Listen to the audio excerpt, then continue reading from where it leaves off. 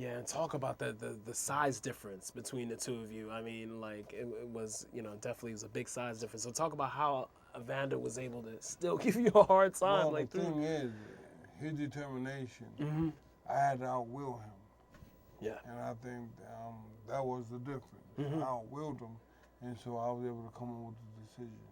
Yeah. And I think, what a lot of people don't know is that I boxed with Evander Holyfield and Terrell Biggs after they fought in 84. 84 in L.A. Mm-hmm. Right, but sometime later, maybe 85, 86, I went to Lancaster, Pennsylvania to box with these gentlemen. And I knew then that one of these guys would be the guy I would have to fight for the championship. Yeah. Wow. You said one of the guys. Did you think it would be Biggs or Holyfield? Like, I know it would be big because one day I would box Holyfield and one day I boxed Biggs, Mm-hmm. and things that I was taking turns. Mm-hmm. But I guess they had a little more experience than me at that particular time. Mm-hmm. So when I fought Evander Holyfield, I guess he kind of felt like this kid that I'm boxing is the same kid I boxed back in training camp. Mm-hmm. But remember, when I boxed with Evander Holyfield, I was 19, 20. Mm-hmm. Listen, now you're boxing a guy who was what? 24 at the time, around 25. 25. Right. Mm-hmm. It was totally different. And I believe, because of that, he was a little bewildered. He was bewildered, yeah. Mm-hmm. Wow. And also, I fought Biggs as a professional, too. Mm-hmm. And I Terrell Biggs, I think, in the 7.8 round. Whew. Yeah, that's right. And I wanted to ask you about that first fight with Evander Holyfield. Everyone, as we all agree, boxing experts, sports fans in general, is one of the greatest fights ever, and talk about, like, what moment stood out for you in that first fight? I think... Before knowing that you won. Well, I knew I won the fight before I went into it. Mm-hmm. However, I just had to perform to win the fight, Mm-hmm. to make it official. But the thing was... I think, the 10th round. Yes. I think Evander thought that, because I threw so many punches, because I got him in trouble, and he thought that I was winded or whatever the case may be. But I was just buying time, trying to be smart with it. Mm-hmm. And so I got him in trouble. I threw a lot of punches, and then he launched his comeback. Mm-hmm. But what he didn't realize then was that was just a plot. So I had Eddie Fletcher in my corner. Yes. He says, man, go out there, do what you do, shake him up a little bit, and let him, shoot his load. Yes. And then you come back and get him. But what happened, before I can retaliate shoot my load, the bell rang. Right. Because if you can recall, I threw a lot of punches, and he launched the comeback. Mm-hmm. Papa Murray being so smart, he said, man, be cool. Let him do what he's going to do. So the bell rang. Okay. Now, he said, okay, this is the round you get him in. So what I did was, I guess it was the 10th round. So in the 11th round, I hit him with up, cleaned him left hook, and I dropped him. That's right. But then I said, well, I know Pop's been wanting me to take him out of this round, but I need to be real smart. I guess I started second guessing myself. I said, well, opposed to really putting pressure on him, trying to really knock him with big shots, let me just be cool. Mm-hmm.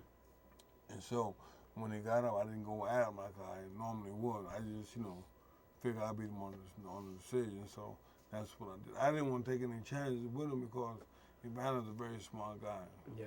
Yes. And in the third fight, if you can recall, he knocked me down. Right. He had hepatitis too, like, and that. Hepatitis? He had hepatitis, like. Stop playing, man. Now you tell me. No. If I wouldn't know he had hepatitis, it wouldn't have been a third fight. Yeah, it's great. And that, yeah, you don't know, yeah, that fight, yeah. No, yeah. he had to jump off for real, man. I think you pulled up my leg. I'm not. Get out of there. Yeah. I never would have fought him, I'd have known it. Yeah, and he, it was funny, like, he just, his energy, he would come out and then kind of be sluggish. Well, and then, let me ask you a question. If he had hepatitis, well, if he did have hepatitis, which I didn't know of, if it is what you said it is, then that makes him much greater than what I thought it was. It's deep. As big as I am and as pretty as I am, he was still able to fool me and knock me down. Think about that. Yeah, it's deep. Yeah, but you still got him, though. You still got him, like, definitely. He fooled me like no one has ever fooled me before. Wow. He'll throw a shot here, throw all that forward, and he'll look at you. to see what your reaction is.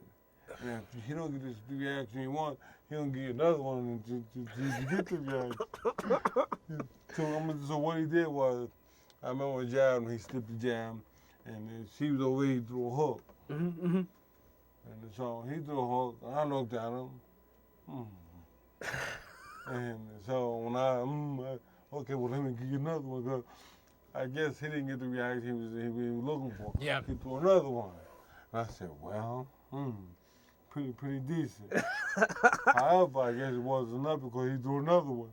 And when I realized I was looking up and I seen feet going that way, this ain't what I didn't expect it. Wow. So he knocked me down. Wow. And when I got up, I said, wow, this cat really fooled me because he threw a shot and didn't hurt. He threw another shot and he shook me up and then he knocked me down. So that's why he to me, when being a professional, the first time I was knocked down. And I said, wow, this guy's awesome, you know. Yeah. So I go back to the corner. I'm saying, wow, what am I doing wrong? And I guess he knocked me down in the 6th round. Yeah. And so I guess it's about the 8th round. I'm in the corner. I'm hearing everybody talk, and I happen to see some move over here, and it catches my attention. And when I look, he's leaning over, looking at me, looking at him.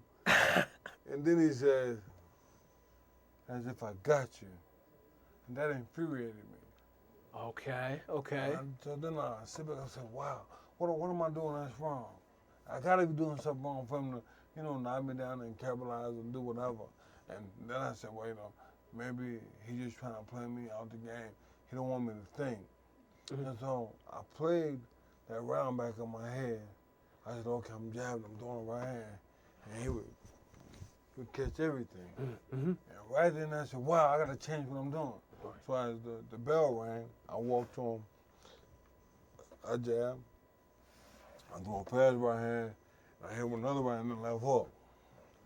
Damn. He ain't been right. He ain't been the same ever since. So I guess if he did, lean over and give me a hard time, he probably would have won that fight as well. Ooh.